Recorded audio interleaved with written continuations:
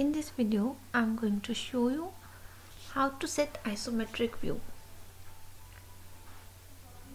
If you are using 2018, then just click here, isometric drafting, and then you get isometric screen.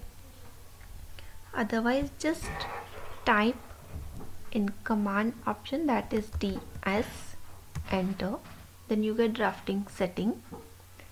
Click on a snap and grid, and then click here isometric snap, and then OK.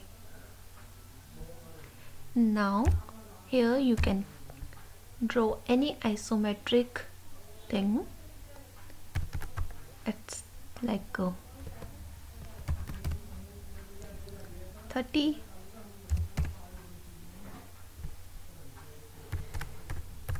by 30.